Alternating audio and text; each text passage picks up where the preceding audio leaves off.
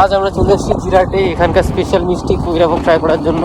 বাবুদা নিয়ে চা একবার খেয়েছিলাম, আমার দারুণ হয়েছে।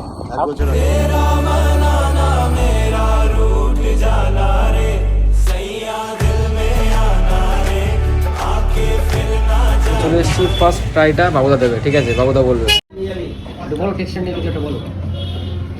টেক্সচার বলতে আপনার রসালোটা হলে ভালো হতো।